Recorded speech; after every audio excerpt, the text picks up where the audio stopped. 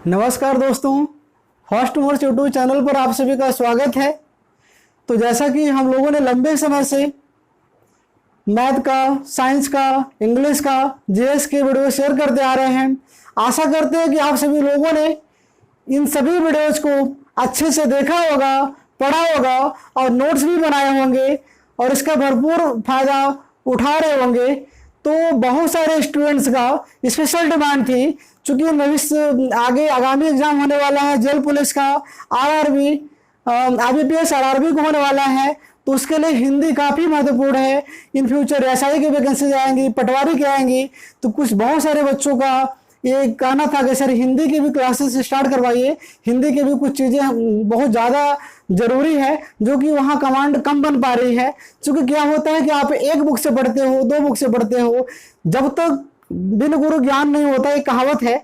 तो कोई टीचर पढ़ाता है आपको तो एक दो बुक प्रॉपर नहीं, आपको जो भी चीज देता है वो कंप्लीट मैटर देता है, प्रॉपर किसी बुक को फॉलो नहीं करता है। आप पढ़ोगे किसी एक बुक को पढ़ोगे, हर बुक, कोई भी बुक अपने आप में परफेक्ट नहीं है, कुछ न कुछ चीजें सब में कमी है। तो आज हम हिंदी की वर्णमाला स्टार्ट करेंगे जो कि किसी भी प्रतियोगी परीक्षा में, चाहे वो एमपी एसआई हो, एमपी जेल पुलिस हो, एमपी फॉरेस्ट हो, एमपी पटवारी हो, आईबीपीएस आरआरबी हो, सभी एग्जाम में, और व्यापम को group 3, group 4, group second, in combined exam होते हैं, इनमें भी काफ़ी पर्याप्त मात्रा में हिंदी आती है। तो हिंदी का एक महत्वपूर्ण चैप्टर है वर्णमाला। किसी भी भाषा में जो भाषा की शुरुआत होती है, आप सभी को पता है कि वर्णमाला से शुरुआत होती है। तो आज का हमारा जो पहला चैप्टर है वर्णमाला है। आशा करता हूँ कि आप सभी लोग वीडियो को अच्छे से देखेंगे और पूरा देखेंगे, और मुझे पूरा भरोसा है कि मेरे पढ़ाने के बाद आपको कहीं से भी एक्स्ट्रा पढ़ने की जरूरत नहीं पड़ेगी। आप मेरे वीडियो को पूरा देखिए, कंप्लीट देखिए और प्रैक्टिस सेट अपने बुक से सॉल्व कीजिए। मुझे पूरा भरोसा है कि आप 99% क्वेश्चनों के जवाब सही दे पाएंगे, क्योंकि हम जो मैटर लेकर आए हैं वो कंप्लीट मैटर है। एक बुक, दो बुक, चार बुक, चाहे जितनी बुक से आप मैटर कलेक्ट करेंगे, कहीं से भी क्वेश्चन उठाएंगे, पूरा भरोसा है कि आपको क्वेश्चन कहीं भी संशय नहीं रहेगा, आप उसका आंसर सॉलिड देंगे। तो आइए हम हिंदी वर्णमाला स्टार्ट करते हैं। तो सबसे पहले चीज स्टार्ट करने के पहले हम जान लेते हैं हमारी हिंदी क्या है। हमारी जो हिंदी भाषा है मित्रों, वो हमारे भारत देश में विभिन्न व्यापारी, मतलब जैसे अंग्रेज हो गए, पुर्तगाली हो गए, डच हो गए, फ्रांसीसी हो गए, ठीक है, अरबी, फारसी, तो व्यापार के उद्देश्य से भारत में आया करते थे। तो जो भारत के जिस जिस पार्ट में निवास करने लगे, लंबे समय तक रह गए, तो वे धीरे धीरे जो भाषाएं उनकी हैं वो धीरे धीरे हमारे हिंदी भाषा में प्रचलन के रूप में आ गई। तो हमारी जो हिंदी भाषा है वो कई भाषाओं से मिलकर बनी हुई है। हमारी हिंदी भाषा ऐसा नहीं है कि सिर्फ भारत देशज शब्द पूरे हैं, उसमें मैक्सिमम शब्द जो हैं वो विदेशज हैं। ठीक है, तत्सम, तद्भव, देशज, देशज, विदेशज, संकर, ठीक है, ये सारे शब्द हैं आपके। जैसे आपको मान लीजिए कलेक्टर है, कलेक्टर शब्द का हिंदी होते नहीं है, कलेक्टर शब्द को हम लोग कलेक्टर ही लिखते हैं, हिंदी में भी लिखते हैं, इंग्लिश भी कलेक्टर है। ठीक है, और कुछ चीजें तो ऐसी हैं जिनको हम एक्चुअल में, आप जैसे बस है, अब बस का हिंदी होता है लारी, लेकिन लारी आपको ना हिंदी की बुक में मिलेगा, नहीं कहीं मिलेगा, आपको बस ही मिलेगा। तो कुछ चीजें इतनी ज्यादा उपयोग में आ चुकी हैं जिसको हम लोग हूबहू इंग्लिश के भी वर्ड यूज कर रहे हैं हिंदी में। और हमारा जो हिंदी शब्द है वो खुद फारसी भाषा का शब्द है। जो हिंदी है मेरा वो फारसी भाषा का शब्द है, जो हिंदी है वो फारसी भाषा का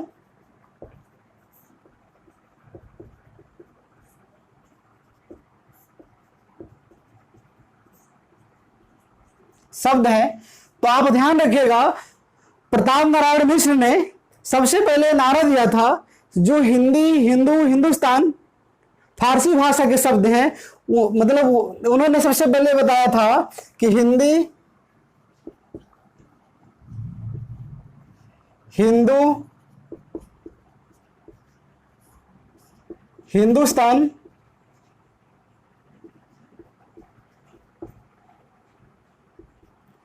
ये तीनों क्या हैं, फारसी भाषा के शब्द हैं।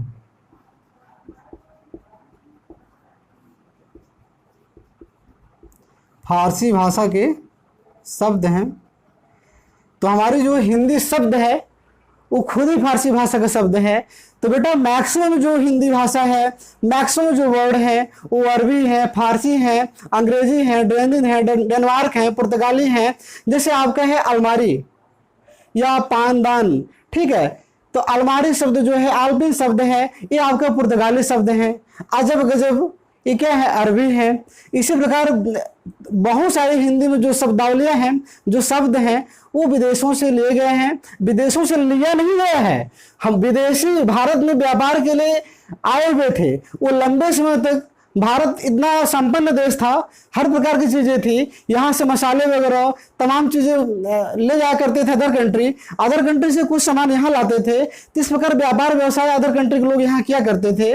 तो भारत के जिस जिस पार्ट्स में वो लोग रहने लगे, तो धीरे धीरे उनकी जो भाषाएं हुई वो हमारे भारत में एक स्थानीय भाषा के रूप में प्रचलित हुई, जो लंबे समय से उपयोग होने की वजह से हम लोग उसका उपयोग करने लगे। वो भी हिंदी भाषा में हमारे जुड़ गई है, ठीक है। तो सबसे पहले हम देखते हैं व्याकरण।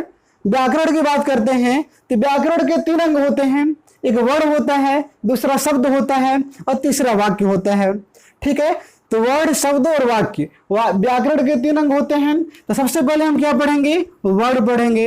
आप सभी को पता होगा वर्ड के कितने भेद होते हैं। तो वर्ड के कितने भेद होते हैं, तो वर्ड के कितने भेद होते हैं बताइए आप सभी लोग। देखिए ये है मेरा वर्ड। तो वर्ड के 2 भेद होते हैं, एक होता है स्वर, एक होता है क्या आपका व्यंजन।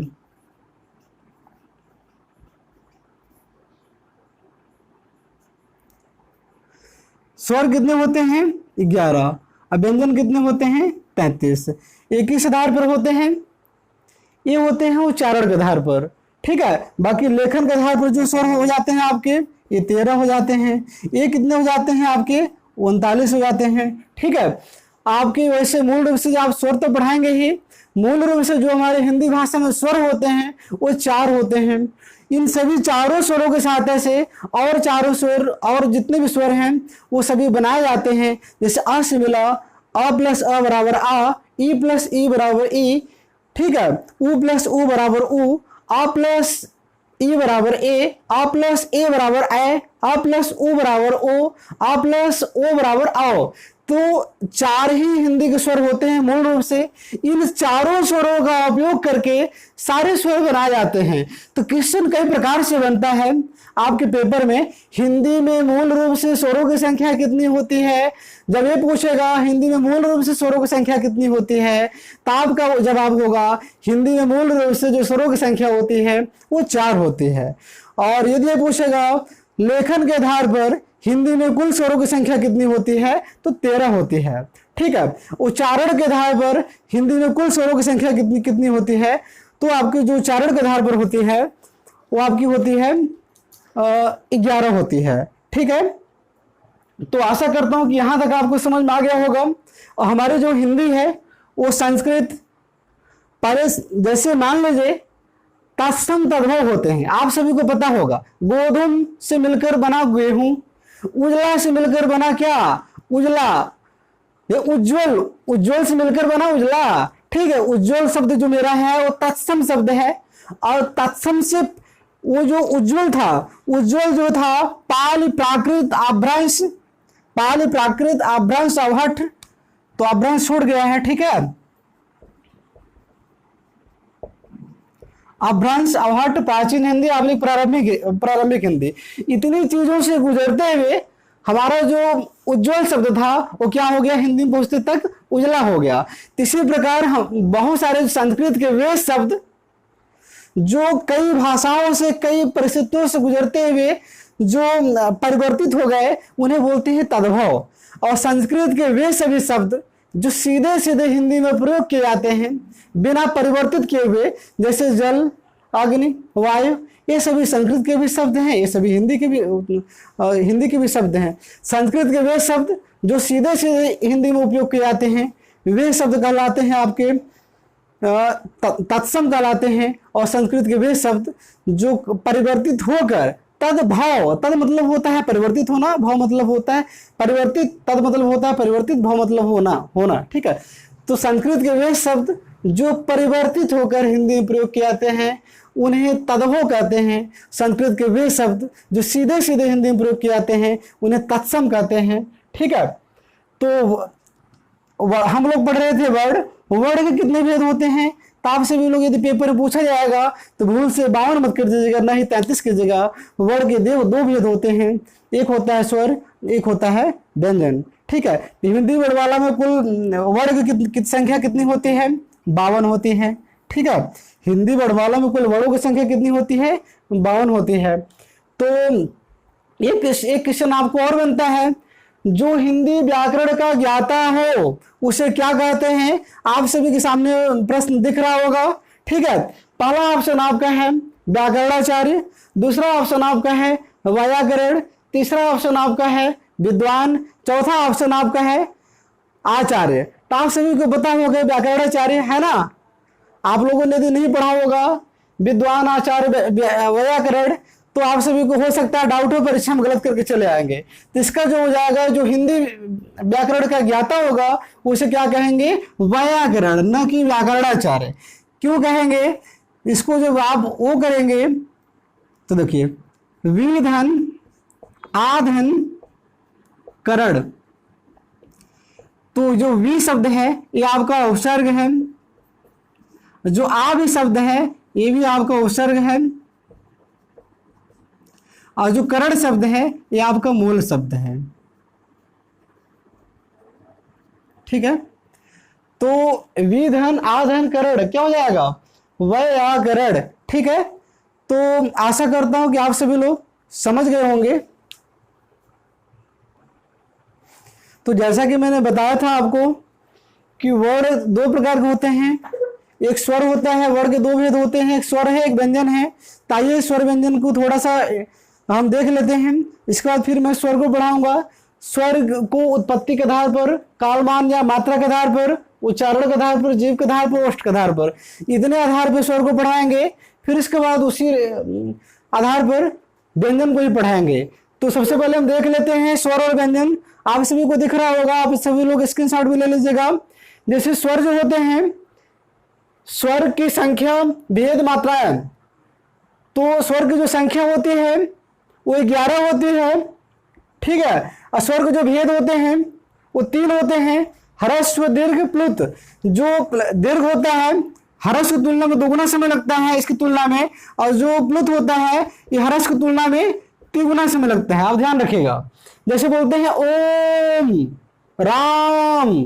ठीक है, तो जो प्लुत होता है, प्लुत में ह्रस्व की तुलना में 3 गुना समय लगता है, और जो दीर्घ होता है वो ह्रस्व की तुलना में 2 गुना समय लगता है। ठीक है, तो जो स्वर की संख्या होती है वो 11 होती है, जो स्वर के भेद होते हैं वो 3 होते हैं, जो मात्राएं होती हैं वो 10 होती हैं। देखिए आ में कोई मात्रा नहीं आ रही है, आ में कोई मात्रा नहीं आ रही है, मैंने कट कर दिया। आ में क्या आया?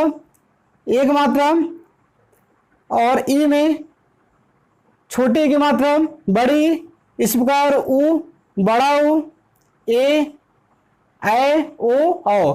तो इस प्रकार कुल मात्राओं की संख्या होती है 10, भेद होते हैं 3, और संख्याएं कितनी होती हैं? 11। बाकी और स्वर के बारे में डिटेल हम पढ़ाएंगे तो आपको एक एक पॉइंट बताएंगे ठीक क्या होता है। अब व्यंजन जान लेते हैं। व्यंजन की जो मूल संख्या होती है वो 33 होती है, जो कुल संख्या होती है वो 39 होती है, जो भेद होते हैं वो 3 होते हैं। ठीक है, तो व्यंजन की जो मूल संख्या होती है वो स्पर्श व्यंजन होते हैं, और बाकी स्पर्श के बारे में, सब के बारे में आपको हम आगे बताएंगे। स्पर्श व्यंजन क्या होता है अंतस्थ, उसमें सारी चीज़ें आगे हम डिटेल में जब व्यंजन पढ़ाएंगे तो वहाँ आपको डिटेल में डिस्क्राइब करेंगे। आप अभी इतना देखिए, स्पर्श व्यंजन 25 हुए, अंतस्थ व्यंजन 4 हुए, उस व्यंजन 4 हुए, स्पर्श और एक मूल संख्या हुई मूल रूप से। और जो कुल संख्या होती है, जैसे हमारे संयुक्त व्यंजन छात्र ज्ञास्त्र, ये हमारे इन्हीं से बनाए जाते हैं। द्विगुण व्यंजन दृढ़, ये हमारे इन्हीं व्यंजन से बनाए जाते हैं। मूल मतलब होता है जिससे जो किसी अन्य से बना हुआ ना हो, जो मूल रूप से हो। ठीक है, जो मूल हो, जैसे मैंने बताया मूल रूप से स्वर 4 होते हैं, आ ई उ री ऋषि। इसी प्रकार मूल रूप से जो व्यंजन होते हैं वो 33 होते हैं। बाकी और जो है 4 2 6 ये मूल रूप से नहीं है, ये क्या कहलाएंगे, एक प्रकार से विकसित कहलाएंगे। विकसित हो, जैसे द्रगुड़ व्यंजन को कई नामों से जानते हैं। द्रगुड़ को तो बोलते ही हैं नवीन वर्ण, आधुनिक वर्ण, उच्छिप्त वर्ण, उत्सृप्त वर्ण। ठीक है, और द्रगुड़, विकसित वर्ण, इन्हें कई नामों से जानते हैं द्रगुड़ को। ठीक है, ये संयुक्त है छात्र ज्ञास एवं ते क्या है, कहीं न कहीं विकसित वर्ण कह सकते हैं या नवीन वर्ण कह सकते हैं।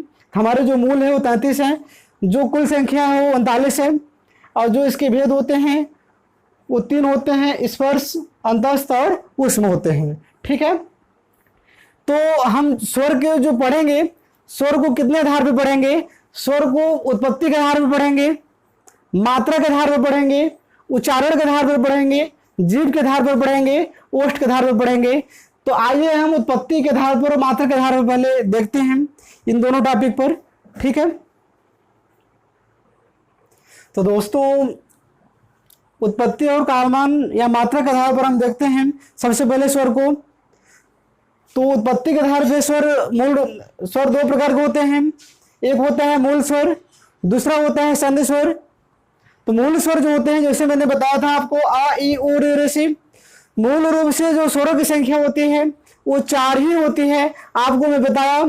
ठीक है, मूल रूप से जो स्वर की संख्या होती है 4 होती है, इन चारों से मिलकर ही 11 बने। ठीक है, इन चारों से मिलकर ही और 7 बने एक्स्ट्रा, 4 तो मूल रूप से हुए, 7 4 11। तो मूल रूप से जो स्वर होते हैं वो 4 होते हैं, आ ई उ री ऋषि। पेपर में यदि पूछा जाता है मूल रूप से स्वरों की संख्या, आप लोग भूल बस 11 टिक करके चले आते हैं। आपको ये समझ में आता है कि मूल रूप से स्वरों की संख्या 11 होती है। जब ये पूछा जाएगा आपको कि उच्चारण के आधार पर स्वरों की कुल संख्या कितनी होती है, तब आप 11 टिक करेंगे। यदि पूछा जाएगा मूल रूप से स्वरों की संख्या कितनी होती है, तब आप 4 बताएंगे, और कुल स्वरों की संख्या कितनी होती है तब आप 13 बताएंगे। ठीक है, और संधि स्वर, उत्पत्ति के आधार पर स्वर को 2 भागों में बांटा गया है, मूल स्वर, संधि स्वर। संधि क्या मतलब होता है, समझौता करना, समझौता करना, 2 मिलकर एक नए का निर्माण करें। ठीक है, तो दीर्घ शब्द से 2 आशय हैं, दीर्घ मतलब बड़ा होता है। दीर्घ संधि जब आप पढ़ेंगे तो दीर्घ में समान स्वर मिलकर बड़े का अर्थ लाते हैं, दीर्घ में समान स्वर मिलकर बड़े का अर्थ लाते हैं।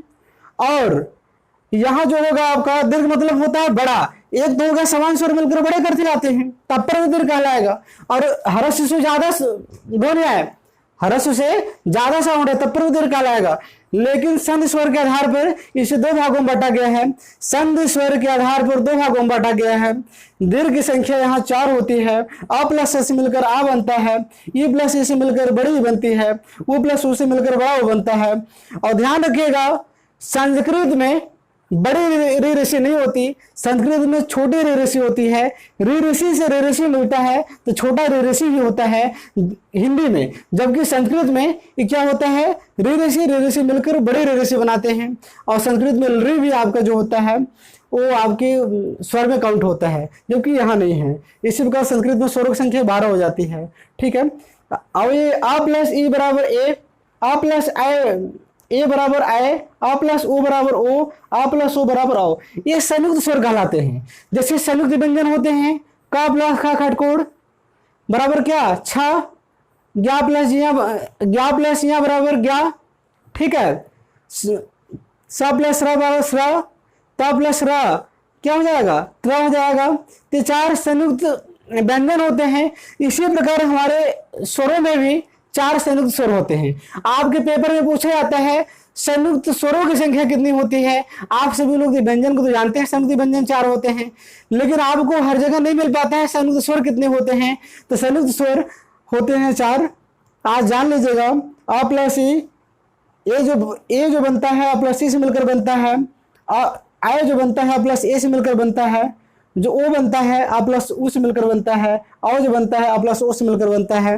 ठीक है, इसको संयुक्त स्वर क्यों नहीं कहे, क्योंकि समान से मिलकर बन रहा है, ये समान से मिलकर बन रहा है, इसलिए दीर्घ बोले। और जो दो असमान स्वरों से मिलकर दो आसमान वर्ड से मिलकर जो नया वर्ड बनता है उसे क्या कहेंगे हम? संयुक्त। तो संयुक्त स्वरों की संख्या कितनी होती है? 4 होते हैं। आशा करता हूं कि आप सभी लोग समझ गए होंगे।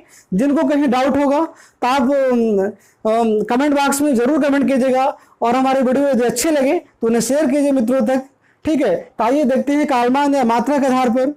तो मात्रा के आधार पर आप ध्यान रखिएगा।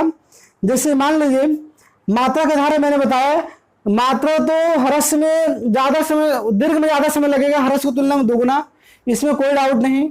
तो मात्रा के आधार पर जो दीर्घ संख्या हो जाएगी वो 7 हो जाती है। A4 और A3। ऋषि काउंट नहीं होता, ध्यान में रखिएगा। ऋषि जो होता है वो मात्रा के आधार पर दीर्घ में नहीं होता है, इसमें जरूर शामिल होता है। ऋषि जो होता है वो बड़ा ऋषि नहीं होता है, हिंदी में छोटा ऋषि मिलकर ऋषि प्लस ऋषि मिलकर छोटा ऋषि बनाता है, जबकि संस्कृत में बड़ा हो जाता है। ठीक है, तो मात्रा के आधार पर भी ह्रस्व स्वरों की संख्या जो होती है वो 4 होती है, इसमें कम समय लगता है। जो दीर्घ स्वर होते हैं इसमें ह्रस्व की तुलना में 2 गुना समय लगता है, इसकी तुलना में 2 गुना समय लगता है। ठीक है, जो दीर्घ होता है, दीर्घ में ह्रस्व की तुलना में 2 गुना समय लगता है, और जो इसमें होता है ह्रस्व की तुलना में 3 गुना समय लगता है। जैसे बोलते हैं बेटा ओम, राम और सारे शब्द जो बोलते हैं। अभी हाल ही में यूपी टेट के पिछले वर्ष में एक क्वेश्चन आया था, प्लुत स्वर कौन सा है, तो कुछ शब्द दिए गए थे, उसमें एक शब्द था ओम भी। तो ओम शब्द जो है प्लुत है, जिसमें ज्यादा रुकावट पड़े, जिसमें देर तक साउंड आए, जैसे बोलते हैं राम, जिसमें ह्रस्व की तुलना में 3 गुना समय लगे, उसे क्या कहते हैं? प्लुत कहते हैं। और काफी मोस्ट इंपॉर्टेंट है, प्लुत से जरूर क्वेश्चन बनते हैं। ठीक है, तो आप ध्यान रखिएगा, यदि पूछेगा आपको संधि स्वर उत्पत्ति के आधार पर दीर्घ स्वरों की संख्या तो 4 होती है, उत्पत्ति के आधार पर दीर्घ स्वरों की संख्या 4 होगी। अब मात्रा के आधार पर दीर्घ स्वरों की संख्या कितनी होगी? 7 होगी। दीर्घ स्वरों की संख्या मात्रा के आधार पर 7 होगी, ह्रस्व की तो सब में 4 होगी। ठीक है, और प्लुत की संख्या थोड़ी ना, इसमें उसकी तुलना में 3 गुना समय आता है, ज्यादा देर तक आवाज आती है। ठीक है, आशा करता हूं कि आप सभी लोग काफी अच्छे समझ गए होंगे। आइए हम अब चलते हैं, आप उच्चारण के आधार पर स्वर को देखते हैं। ठीक है, उच्चारण के आधार पर स्वरों को कितने भागों में बांटा गया है ये हम देखते हैं। आइए उच्चारण के आधार पर देखते हैं। तो उच्चारण के आधार पर जैसे आपको हो गया कंठ, ताल, मूर्धा, दंत, ओष्ठ, कंठ तालव्य, कंठोष्ठ। तो आपको याद कैसे रहेगा, ये आपके लिए थोड़ा सा चुनौती है। तो आप ध्यान रखिएगा, एक सरल से ट्रिक में बता रहा हूं आपको विसर्जनी, इचुएसानम, ऋटुरसाणम, ऋतुलसानम, उप मध्यमनीय। ठीक है, जैसे आपको विसर्जनीय आ क ख ग घ अंगा और हा, कंठ वर्ग में जो आते हैं आ आता है, क ख ग घ अंगा आता है और हा आता है। आपको विसर्जनी में क्या आया? कंठ में आ आया, ध्यान रखिएगा। आपको विसर्जनी अ क ख ग घ अंगा और हा, कंठ वर्ग में क्या क्या आता है? आ आता है, क ख ग घ अंगा और हा आता है। इजुएसानम ई चौथे जैसे इया य और स, ई चौथे जैसे इया य और स, ये तीनों से बड़े क्रम से हमेशा पूछे जाते हैं, कौन से सा किस में आता है। ठीक है, बहुत पेपर के लिए काफी वेरी मोस्ट इंपॉर्टेंट है। हम जब व्यंजन पढ़ाएंगे तो उनको अच्छे से डिस्क्राइब करेंगे, अभी आप इतना जान लीजिए। इचुएसानम जैसे इसमें आता है ए वाला स ताल में, इसमें आता है ए वाला स। लृतुलसानम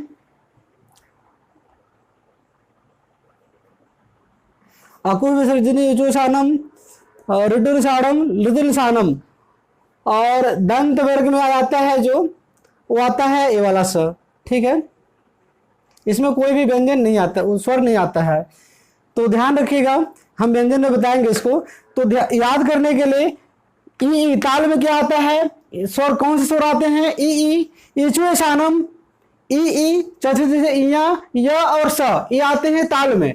और फिर आपका मूर्धा ऋटुरसाणम, ऋषि ट आड़ा र। ठीक है, अखा खटकोट भी आता है। रे ऋषि टठ टठ आड़ा और ख खड़कोड़ और र, ये आते हैं किसमें, मूर्धा में आते हैं। और दंत, दंत को होता है लृदलसानम, लृ संस्कृत में जो होता है वो लृ भी आता है दंत में, लेकिन हिंदी में कोई भी स्वर दंत में नहीं आता है। हिंदी में ध्यान रखिएगा, कोई भी स्वर दंत में नहीं आता है, ये पेपर में हमेशा पूछा जाता है, ठीक है। दंत में स्वरों की संख्या कितनी होती है, 0। हिंदी में कोई भी स्वर नहीं आता, जबकि संस्कृत में क्या आता है, यहाँ लृ आता है। अब आपका आगे आता है ओष्ठ, तो ओष्ठ आता है उ मध्यमनी, उ प फ ब मा और ना, ठीक है। तो ये आता है जो उ आता है, ये ओष्ठ में आता है। अब आगे आता है आपका कंठ प्लस तालु, ए दो तो, ठीक है। तो कंठ प्लस तालु, कंठ तालव्य। ये कंठ तालु क्यों बोलते हैं इसको, चूंकि जो ए बनता है, जो ए बनता है आपका आ प्लस ई से मिलकर बनता है।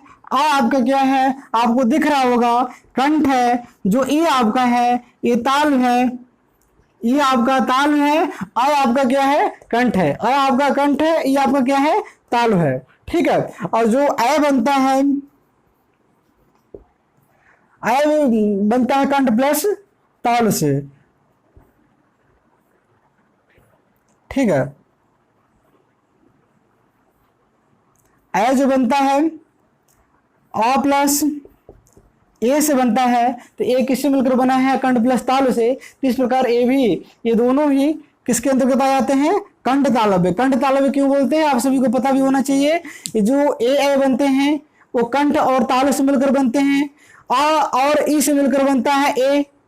आ जो है आपका कंठ है, ई जो है आपका तालु है। मैंने बताया अकुई विसर्जनी, आ का में आता है। ये जो है सानम, ई ताल में आता है। ऋडुरसाणम, ऋषि किस में आता है, मूर्धा में आता है। लृदलसानम, लृ आता है जरूर दंत में, जो कि संस्कृत में शामिल होता है, लेकिन हिंदी में कोई भी स्वर दंत से नहीं आते हैं। उपमध्यमनी, उ किस में आते हैं, ओष्ठ में आते हैं। तो इस प्रकार आपको समझ में आ गया होगा। ए को बोलते हैं कंठ तालव्य। क्या बोलते हैं, कंठ तालव्य। कंठ प्लस ताल बराबर क्या बोलते हैं, इसे कंठ तालव्य बोलते हैं। क्यों बोलते हैं, आपको समझ में आ गया होगा। ये कंठ और तालु वर्ड से मिलकर बनते हैं, ठीक है। ये बनता है आ प्लस ई से, आ आपका कंठ है, ये आपका तालु है, तो कंठ प्लस तालु से मिलकर बनते हैं, इसीलिए कंठ तालव्य बोलते हैं। इसी प्रकार जो आपका ओ है, आ प्लस ऊ से मिलकर बनता है ओ। आपको दिख रहा होगा आ आपका क्या है, कंठ है, ऊ आपका क्या है, वो आपको दिख रहा है ओष्ठ है। तो कंठ प्लस ओष्ठ कंठोष्ठ क्या हो जाएगा, कंठोष्ठ। इसी प्रकार आ बनता है कैसे, आ प्लस ओ बनता से मिलकर बनता है क्या, आओ।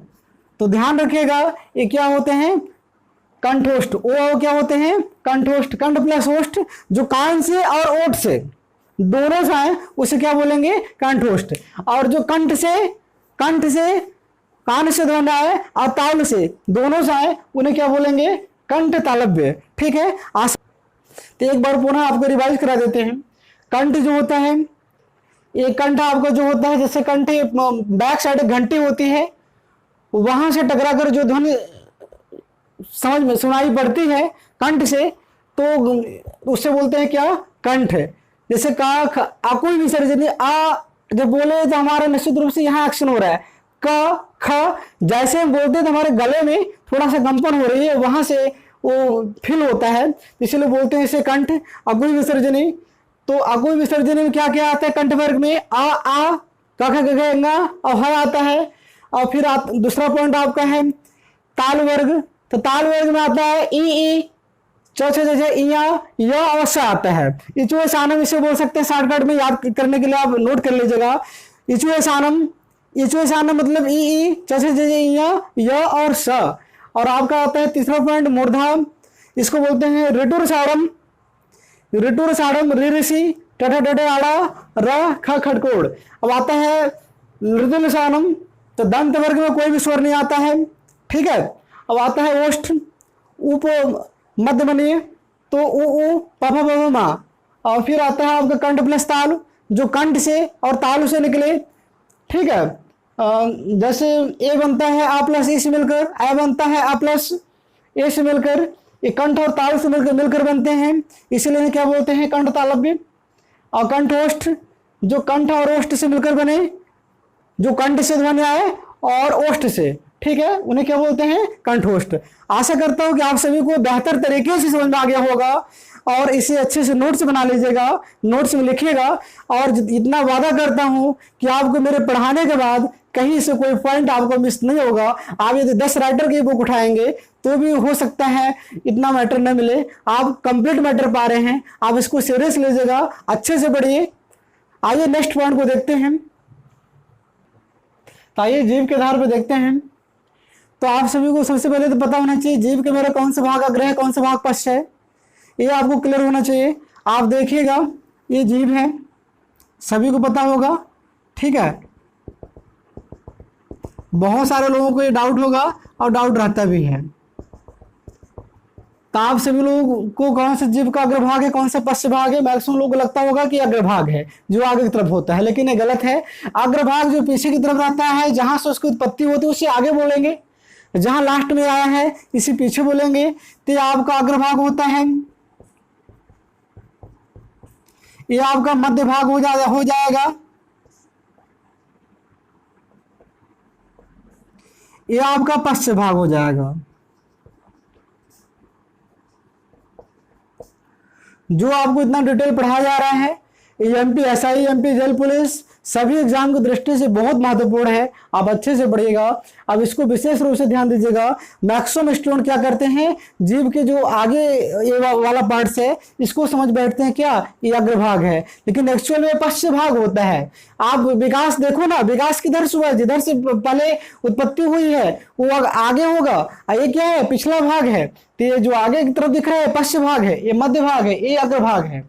तो अग्रभाग के अंतर्गत क्या क्या आता है, आप जब बोलोगे ए, आपको समझ में आ रहा होगा बेटा, ए ओ, ठीक है। ई बोलने के लिए क्या, ई बोलने के लिए पीछे का जरूरत पड़ रही है, पीछे दबाव हो रहा है पीछे।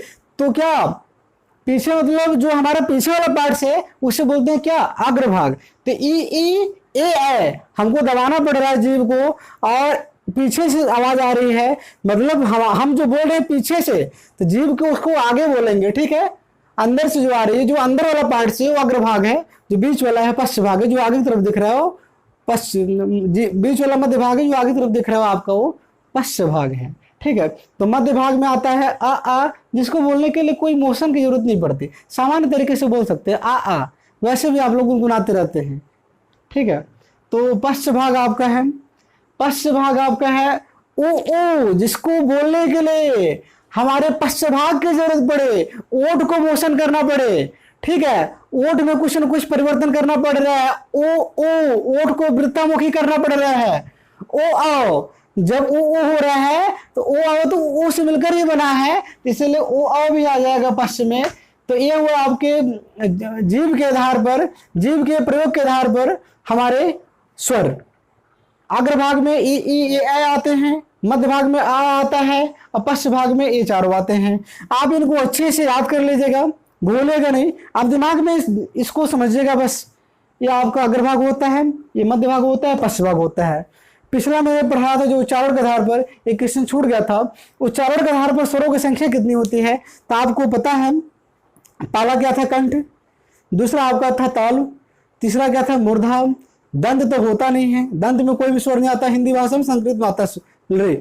तो तीसरा मूर्धा हुआ, चौथा वोष्ठ हुआ, पांचवा क्या हुआ कंठ प्लस तालु, कंठ तालव्य, और छठवां क्या हुआ कंठ प्लस ओष्ठ, कंठोष्ठ। तो कितने होते हैं, 6 होते हैं। उच्चारण के आधार पर स्वरों की संख्या कितने भागों में बांटा गया है, उच्चारण के आधार पर स्वरों को, संख्या नहीं, उच्चारण के आधार पर स्वरों को कितने भागों में बांटा गया है, स्वरों को कितने भागों में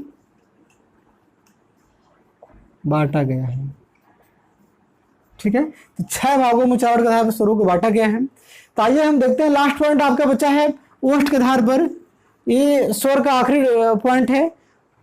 ठीक है, ओष्ठ के आधार पर स्वरों को देखते हैं। फिर इसके बाद आपको पढ़ाएंगे व्यंजन। तो आइए लास्ट देख लेते हैं ओष्ठ के प्रयोग के आधार पर स्वर। तो वृत्तमुखी, वृत्तमुखी जिसमें ओठ पूरी तरह से वृत्तामुखी का आकार ले ले।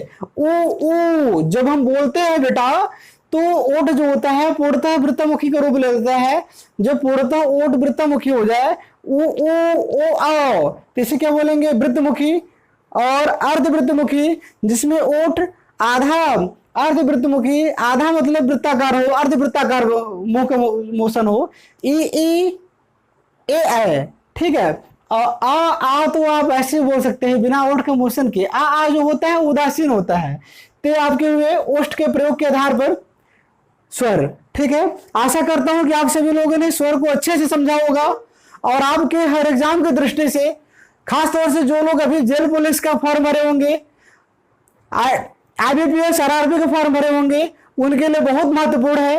ये पहला पार्ट्स खत्म हुआ स्वर। अगले पार्ट्स में आपको हम लेकर आएंगे व्यंजन, जिसको आप जरूर देखेगा पूरा अच्छे से।